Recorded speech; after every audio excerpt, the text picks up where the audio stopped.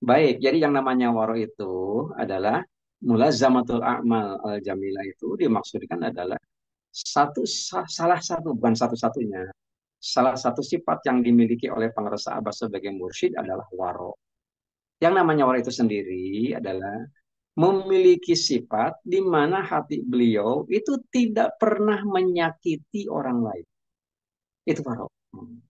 Nah, saya pernah nulis di media sosial tentang sebutan ini. Banyak orang yang membantah, ngaji lagi dong. Ngaji lagi dalam artian, coba buka tafsir, macam-macam. Itu kan orang mengatakan sesuatu kan bisa menyalahkan dan bisa meluruskan dan bisa membenarkan, itu kan dilihat daripada kacamata yang berbeda. Kalau dilihat daripada kacamata ilmu fikih, saya sebutkan tadi yang namanya orang itu kehati-hatian di dalam memilih. Di kita umpamanya hanya ada pecel lele. Coba sekali waktu datang ke Kediri, tenda-tenda pinggir jalan itu kan banyak yang menjajakan sate. Jangan dikira sate kambing, bisa saja sate bekicot. Gitu. Di dalam membicarakan kitab Badailus Syuhur, kita sudah sama-sama ketahui para ahli yang biasa ditugaskan untuk membahas Tabaruk Badailus Syuhur itu menerjemahkan dengan menggunakan versi dan gaya bahasa tersendiri. Kita tahu bahwa Zulhijjah dalam kitab Fadlul Syuhur itu hurufnya ada 8, ada zal, ada wawu, ada alif, ada lam, ada ha, ada jim pertama, kemudian jim yang kedua, dan diakhiri dengan huruf ha. Pada huruf yang kedua, yang mulia pengresa Abah memaknai wawu itu sebagai waro. Di dalam keseharian kita mengetahui yang namanya waro itu merupakan bagian bab dalam kajian ilmu fikih itu namanya waro. Abah sendiri apa namanya memberikan batasan di dalam kitab Badailus Syuhur itu yang dikatakan waro adalah ijtinabun nawahi, artinya menjauhkan diri daripada hal-hal yang dilarang agar tidak wuku ila syubhat. Dalam artian menjauhkan hal-hal yang syubhat agar tidak terjerumus ke dalam yang haram. Itu dalam kitab Fadilus Syuhur itu disebutkan demikian. Dalam artian keseharian kan kita yang kalau ngomongin masalah halal haram, apalagi apa ya tentang keraguan-raguan itu biasanya konotasinya adalah makanan. Sebenarnya kan kalau lihat label ya, label yang dikeluarkan oleh MUI gitu ya, itu kebanyakan kan yang di apa yang dikasih label itu adalah material-material yang sudah dinyatakan halal. Gitu. Padahal kan fakta di lapangan segala sesuatu yang diciptakan Allah Subhanahu wa taala kan lebih banyak yang dihalalkan daripada yang diharamkan. Kalau memang lebih banyak yang dihalalkan, mestinya yang dikasih label adalah yang diharamkan. Mestinya kan semacam begitu logika. Enggak dibalik. Nah, itu kalau ternyata memang yang dihalalkan itu sendiri hanya tertentu, tentu tujuannya adalah materi yang dikasih label itu adalah banyak orang yang menyatakan bahwa itu mengandung hal-hal yang syubhat, yang meragu-ragukan. Padahal kan kaidah di dalam hadis Nabi, al halal ma ahallallahu fi kitabih, wal haram ma haramallahu fi kitabih, wa ma sakata anhu bahwa mimma apa'anikum. Itu kan hadis Nabi. Yang halal, yang dikatakan halal itu adalah segala sesuatu yang dihalalkan oleh Allah Subhanahu wa taala di dalam Al-Qur'an dan di dalam sunnahnya, sunnah Rasul. Dan yang dikatakan sebagai haram adalah segala sesuatu yang diharamkan, baik di dalam Al-Quran maupun di dalam sunnah Rasul. Nah, kalimat terakhir adalah wama sakata anhu. Apabila Al-Quran dan sunnah ternyata tidak ngomongin apa yang menjadi objek pembicaraan itu, bahwa memang apa ankum, itu dimaafkan. Dalam artian tidak apa-apa gitu. Mungkin kalau kita cermati menjelang maghrib hampir di sepanjang jalur jalan gitu ya. Ini kan di pinggir-pinggir jalan kan apa namanya berdiri tenda, tenda-tenda yang menjajakan makanan, pecel lele. Pecel lele kan menjadi tenda yang favorit gitu ya. Nah, kemudian kan persoalannya adalah apakah lele itu sendiri halal apa haram? Begitu. Gitu ya. Mengapa dikatakan halal dan haram? Karena orang mungkin dilihat daripada nilai gizi, mungkin lele itu gizinya tinggi gitu ya. Tapi kan kalau dilihat daripada perilaku, perilaku lele sendiri, itu kan habitatnya juga kan di tempat yang kotor gitu. Kemudian apakah diperbolehkan untuk memakan lele? Nah, jadi kalau kita eh, menggunakan dalil yang tadi wa masakataan huwa mimma apaan pun cari aja dalilnya di dalam Al-Quran. Ada nggak bab lele gitu? Ada nggak larangannya dan sebagainya? Kalau nggak ada, wa masakataan huwa mimma apaan pun. Artinya dimaafkan. Hanya apabila ternyata memang muncul hal-hal yang tidak nyaman karena nalar kita mengatakan lele ini adalah binatang apa namanya yang hidup di habitat yang kotor. Nah, itu kan ada juga bab yang apa yang ngomongin masalah itu. Nggak tanggung-tanggung ya kalau di pondok pesantren kan ada satu kitab yang sering dikaji, Fathul Muin umpamanya semacam itu. Hanya mungkin belum sampai ke bab lele kayaknya gitu ya. Orang ngaji Fathul Muin ya ngaji dia nggak tahu sebelah mana gitu ya, nggak ketemu-ketemu tentang lele. Padahal ada satu pasal yang di dalam kitab Fathul Muin itu judulnya adalah Al-Jalalah. Al-Jalalah adalah binatang pemakan najis. Sekali lagi, Al-Jalalah adalah binatang pemakan najis, tetapi dagingnya halal kalau dikonsumsi, tetapi ada syaratnya. Syaratnya adalah wajib dikarantina terlebih dahulu. Itu kan persyaratannya. Jadi artinya begini, kalau kita umpamanya ada niatan besok malam pengen makan malam dengan menu pecel lele, atau nggak apa-apa silakan aja. Hanya yang paling bagus besok pagi beli lele yang masih hidup gitu ya. Kemudian dikarantina dulu. Dikarantinanya dimasukkan ke ember berisi air ataupun baskom berisi air. Tentu airnya air yang bersih. Biarkan dia hidup di situ. Nah, tentu kan nanti akan mengeluarkan kotoran. Nah, jadi kalau kotorannya itu sendiri sudah keluar menurut akal kita, menurut pikiran kita, ya tinggal dimasak. Tinggal dimasak. Tinggal dimasak itu yang mau digoreng, mau dipepes itu kan bergantung kepada selera kita. Ini juga kan gambaran, pelajaran bagi kita. Manusia juga begitu. Manusia merasa menjadi orang yang suci, pengen masuk ke tingkat yang terbaik di hadapan Allah Subhanahu wa taala. Tapi kan banyak sekali kan kotoran-kotoran yang nempel, kotoran-kotoran yang nempel pada dirinya, pada badan. Jadi harus dikarantina terlebih dahulu. Hmm. Tidak ada tempat karantina di akhirat selain daripada jahanam. Gitu. Makanya kan apa ada orang nanti akan dikeluarkan dari jahanam, kemudian yang paling terakhir gitu ya, itu akan memiliki kekayaan paling tidak 10 kali lipat dunia. Segitunya Allah Subhanahu wa taala menurunkan kasih sayang kepada manusia, kepada baik, ikhwan wa rahimakumullah.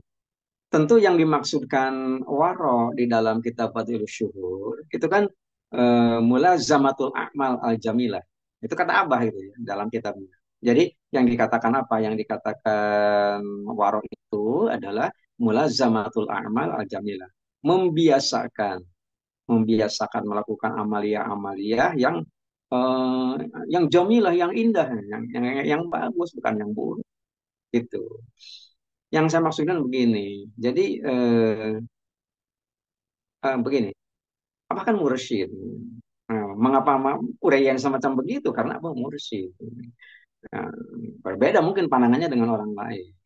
Begini, seorang mursyid itu wajib memiliki dua sifat. Selain daripada sifat-sifat keutamaan yang dapat kita baca di dalam kitab banyak ya, kitab tasawuf semacam dibicarakan di dalam Al-Anwarul Qudsiyah, malah karangan Abbas sendiri dalam kitab Sunanul Mardi.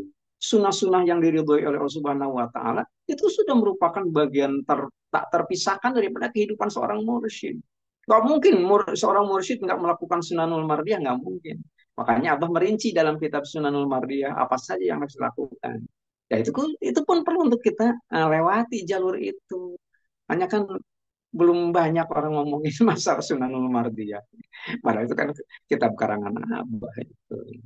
Nah, mungkin ya nanti dibagi-bagi waktu lah kira-kira yang perlu untuk kita ketahui. Masalahnya kan yang namanya murid kan wajib apa namanya ikut kan. Tabiat barohu, wajib ikut dari belakang. Baik, jadi yang namanya waro itu adalah mulazamatul a'mal al jamilah itu dimaksudkan adalah salah satu bukan satu-satunya. Salah satu sifat yang dimiliki oleh pengresa Abbas sebagai mursyid adalah waro. Yang namanya waro itu sendiri adalah memiliki sifat di mana hati beliau itu tidak pernah menyakiti orang lain. Itu waro. Nah, saya pernah nulis di media sosial tentang sebutan ini. Banyak orang yang membantah, ngaji lagi dong. Ngaji lagi dalam artian, coba buka tafsir, macam-macam. Itu kan orang mengatakan sesuatu kan bisa menyalahkan dan bisa meluruskan dan bisa membenarkan. Itu kan dilihat daripada kacamata yang berbeda. Kalau dilihat daripada kacamata ilmu fikih, saya sebutkan tadi yang namanya orang itu kehati-hatian di dalam memilih. Di kita umpamanya hanya ada pecel lele. Coba sekali waktu datang ke Kediri, tenda-tenda pinggir jalan itu kan banyak yang menjajakan sate. Jangan dikira sate kambing, bisa saja sate bekicot gitu. Bekicot kan bukan penduduk Indonesia asli. Hmm. Bekicot kan orang Kongo, orang Afrika Tengah, datang ke Indonesia pada tahun 42 bersamaan dengan masuknya bala tentara Jepang. Itu kan ceritanya kan semacam begitu. Oh, diteliti mestinya harusnya begitu. Nah, jadi yang namanya warok itu adalah satu sifat yang dimiliki oleh Syekh Mursyid. Hati beliau tidak pernah menyakiti orang lain. Kita bisa menyaksikan, kita bisa membuktikan, dan kita bisa merasakan. Setiap kita punya pengalaman dengan Syekh Mursyid. Apa pernah kita mendengar Abah mengeluarkan kata-kata menyakiti yang menyakiti orang lain? Nggak pernah, nggak pernah. Begitu ya. Itu kan yang namanya tadi pagi ya, tadi subuh saya sudah menyampaikan penyakit itu kan sumbernya hanya mulut, penyebabnya ada dua. Kalau nggak salah makan ya salah ngomong. Itu penyakit itu yang begitu. Orang hipertensi makan daging kambing ya kelenger gitu. Karena apa? Karena itu ada dampaknya. Tapi kan kalau yang namanya salah makan kan hanya masalah fisik yang kena dampaknya. Tapi kalau salah ngomong itu bukan hanya masalah fisik. Non fisik itu lebih berat. Ada Profesor Subandi. Tentu kejiwaan itu akan sangat terpengaruh sama sekali dengan hal yang demikian. Gitu ya. Jadi sekali lagi, wara adalah sifat yang dimiliki oleh seorang muslim. Hatinya tidak pernah menyakiti orang lain. Galang. Dan siapapun ya, kepada siapapun. Jadi bukan hanya kepada orang tertentu, tetapi kepada semua orang tidak akan menyakiti.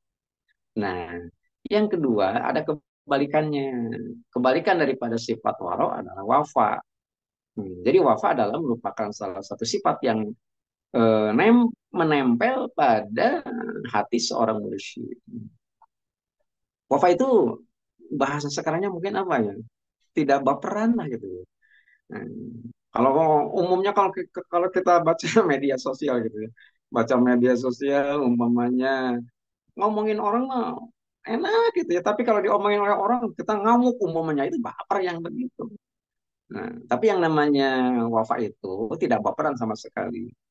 Kalau waro hatinya tidak menyakiti orang lain, tapi kalau yang namanya wafa, hatinya tidak merasa tersakiti apabila ada orang lain yang menyakiti. Itu namanya wafa. Makanya nama Syekh Mursyid TKN Ma'had Suryalaya silsilah ke-37 Syekh Ahmad Sahibul Wafa Tajul Arifin Abah Anom.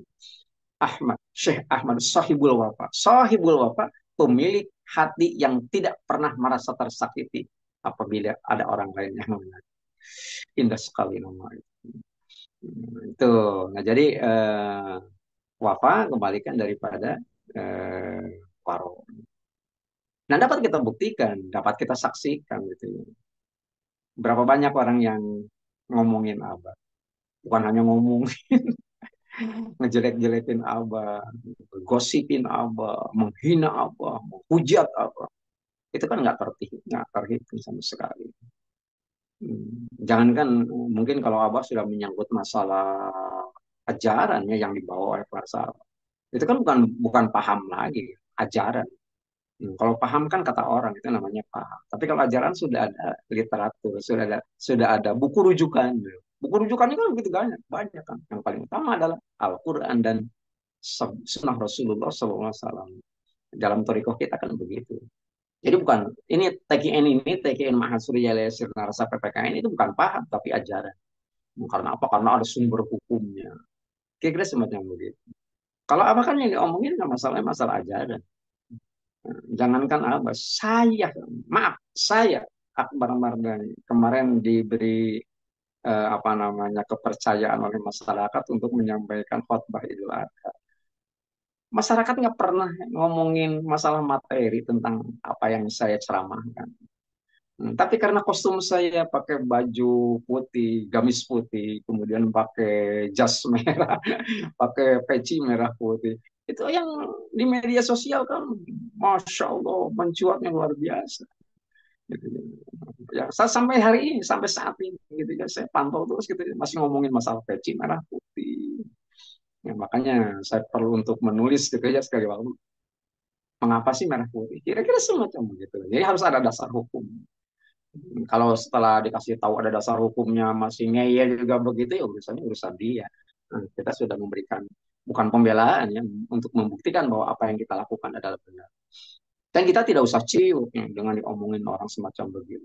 Mungkin maaf para wakil talkin yang bertugas sebagai khotib di masjid umum pada waktu Idul Adha kemarin, mungkin juga berpakaian sama gitu ya, harus menggunakan merah putih. Paling tidak simbol di kepala. Nah, kembali saya kerucutkan bahwa ternyata sifat waro dan wafa itu dimiliki oleh penguasa Abah. Jadi caci maki, hinaan dan sebagainya, Abah itu menganggap sebagai paket yang salah alamat gitu. Mengapa dikatakan salah alamat? Karena yang dikirim adalah penghinaan kepada Abah. Sementara Abah sendiri kan tidak terhina dan tidak pernah menghina orang. Makanya hinaan-hinaan itu sendiri adalah paket salah alamat. Kalau pakai salah alamat itu tidak akan langsung diberikan kepada orang yang dituju, nggak akan sampai kepada pengersahabat, tetapi akan dikembalikan kepada pengirim. Nah, berbentuk apa? Bergantung kepada paketnya. Kalau bentuknya bentuk penghinaan, maka orang yang mengirimkan, yang menghinakannya, itu pasti akan terhina terlebih dahulu. Itu yang sering kita saksikan di tengah-tengah masyarakat. Begitu ya. Makanya jangan jangan main-main gitu. Karena apa? Karena apa sih bukan doa dalam artian kan Abah ilmunya di atas rata-rata. Abah kan melihat apa yang kita tidak lihat. Abah mendengar apa yang kita tidak dengar. Gitu. Abah tahu apa yang kita tidak tahu. Nah, tetapi Abah bisa apa namanya apa bahasanya bisa memanage kemampuan ilmu lagunya semacam begitu itu karena Abah juga harus mempertanggungjawabkan di hadapan Allah Subhanahu wa taala. Inna sam'a wal basar wal fuad kullu ulaika kana anhu mas'ul.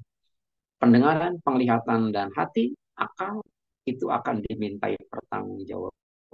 Sejauh mana kita memiliki ketiga instrumen itu, apakah dipakai untuk hal-hal yang baik, untuk kemaslahatan manusia, atau justru kebalikan daripada itu outputnya. Nah, itu yang dapat saya sampaikan memaknai ataupun ikut memberikan apa namanya penjelasan tentang makna huruf waw pada Zulhijjah yang dimaknai oleh pengarang apa sebagai waro. Jadi waro bisa dilihat daripada disiplin ilmu tasawuf gitu ya, bukan hanya sekedar ilmu fikih gitu ya. Bukan hanya sekedar ilmu syariat tapi juga ilmu tarekat. Dalam ilmu tarekat yang namanya waro adalah memiliki sifat yang dimiliki oleh seseorang yang berbentuk tidak pernah menyakiti orang lain. Dan kebalikannya bukan hanya waro tapi juga wafa adalah satu sifat yang dimiliki oleh seseorang di mana hatinya tidak pernah merasa tersakiti meskipun ada orang lain. Demikian meskipun tidak terlampau sistematis mudah-mudahan bermanfaat bagi kita, paling tidak kita bisa tahu apa yang harus kita lakukan dan apa yang harus tidak kita lakukan agar hari ini kita bisa lebih baik daripada kemarin. Mengamini doa paten yang mulia pengarsa Abah, Allah berkahi semuanya, Allah berkahi segalanya, Allah berkahi selamanya. dengan karomah guru agung yang mulia pengarsa Abah Awas radhiyallahu anhu. Qaddasa sirah. Al-Fatihah. A'udzu billahi minasyaitonir rajim. Bismillahirrahmanirrahim. Alhamdulillahi rabbil alamin arrahmanir rahim maliki yaumiddin. Iyyaka na'budu wa iyyaka nasta'in ihdinas siratal mustaqim. Siratal ladzina an'amta 'alaihim ghairil maghdubi 'alaihim waladdallin. Sekian kurang lebihnya mohon maaf. Wassalamualaikum warahmatullahi wabarakatuh.